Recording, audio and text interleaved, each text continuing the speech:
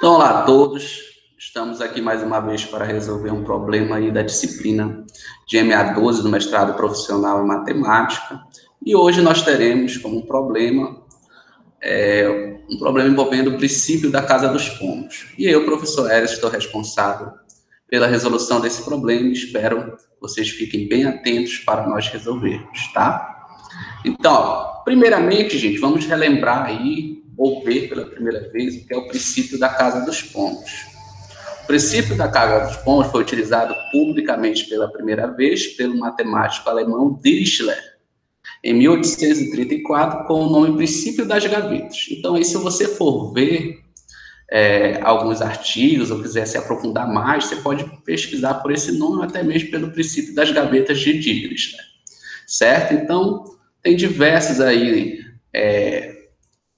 artigos que você pode ver sobre isso, que é uma grande arma para você resolver alguns problemas de probabilidade. Então, o princípio da casa dos pombos, o que diz? Seja n um número inteiro positivo, se n mais um ou mais objetos são colocados dentro de n caixa, então há uma caixa que terá dois ou mais objetos. Então, foi daqui que partiu o princípio da casa dos pombos.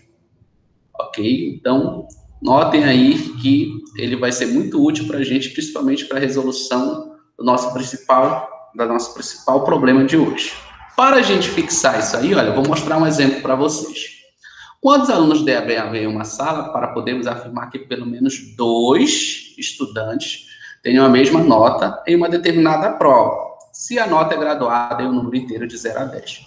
Tomem cuidado, gente, com isso aqui, afirmar. Então, você tem que ter certeza que ali vai ter 2 estudantes com a mesma nota, certo? Vai ter 2 alunos com a mesma nota. Então, notem que eu vou ter as opções de 0 a 10, existem 11 números possíveis, né? Os 9 algarismos e o 10. O princípio da casa de pombo mostra que entre 12 estudantes há pelo menos 2 com a mesma nota, ou seja, n mais 1. O número de notas é quanto? Eu tenho 11 números possíveis. Então, para eu ter certeza que 2 alunos vão ter 2 notas iguais, eu preciso de, no mínimo, n mais 1 estudantes em relação às notas, ou seja, 12 estudantes, certo?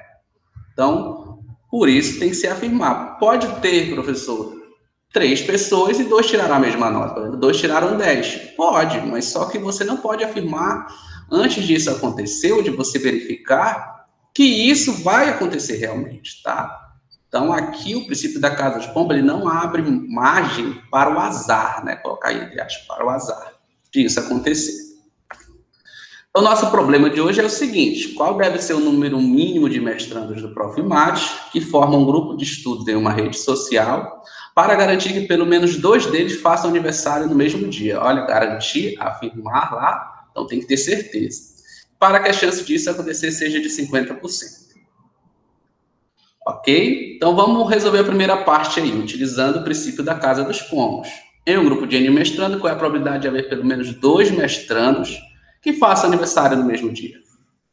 Então, pessoal, olha só, vamos organizar algumas ideias. Se houver 2 mestrandos, obviamente a gente não tem garantia nenhuma de que os 2, né, façam aniversário no mesmo dia, ok?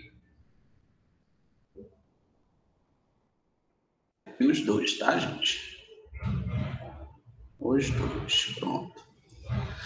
O mesmo aconteceria se houvesse 3, ou até 10, ou 50, ou 100 mestrandos, pessoal. Por quê? Porque a gente não vai ter garantia. Lembra, o princípio da casa dos pombos, ele não abre margem para o azar, né? Claro que 100 é uma quantia bem significativa, e aí a gente vai ver aqui que é bem possível, muito possível, que já teria aí 2 pessoas com datas de aniversário no mesmo dia, né? No caso, os 2 mestrandos. Só que a gente não tem garantia. Então, como a gente teria garantia, pessoal? Pelo princípio da casa dos pombos, se a gente tiver 367 mestrandos. Isso nós estamos considerando ainda, pessoal, uma outra margem de azar, vou colocar novamente entre aspas, de nós termos 366 dias no ano, né? Que no caso é os anos bissextos. Por exemplo, 366 poderia garantir se falasse que todas as pessoas nascessem no mesmo ano e que esse ano não era bissexto, né? Mas como aí a gente tem data de aniversário em anos diferentes, por exemplo, a gente não pode abrir margem para o azar nesse caso. Então, aí a resposta para a primeira parte é 367 mestrandos. Ok? E a segunda parte? E para que a chance disso acontecer seja de 50%? Aí, gente, tem um porém. Primeira coisa, a gente vai excluir, para fazer esse cálculo, a gente vai excluir os anos bissextos, certo? A gente vai excluir os anos bissextos para fazer esse cálculo. Então, a gente vai fazer cálculos para anos de 365 dias. Então, nesse caso, é mais fácil a gente calcular a probabilidade que todos os aniversários sejam em dias diferentes. Por quê? Porque a gente pode utilizar o conceito da probabilidade de um complementar, né? Se n maior que 35, pelo princípio da casa pomba, essa probabilidade é zero, certo? Então, se tiver mais de 365 dias, por exemplo, 366, lembra que a gente está excluindo o princípio da casa dos pombos, eu já vou ter uma pessoa com um aniversário, duas pessoas com um aniversário no mesmo dia, tá? Então, se n for menor ou igual a 35, então notem aqui o seguinte, pessoal.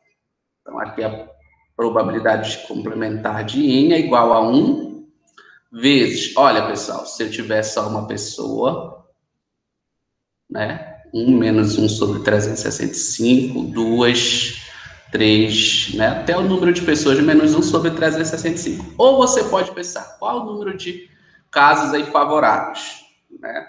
Então, aqui todos diferentes, né? Lembre-se, todos diferentes. Então, para a primeira pessoa, ó, 365, segunda pessoa, 364 dias, que vai sobrar para ela, 363, 362, até 365 menos n mais 1. Ou 366 menos n, tá, pessoal?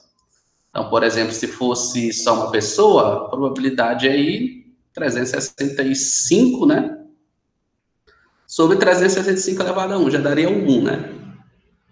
Certo? Então, verifique aí que a gente pode modificar algebricamente para esta formulazinha aqui, que é muito mais fácil de você jogar em aplicativos do que essa daqui, certo?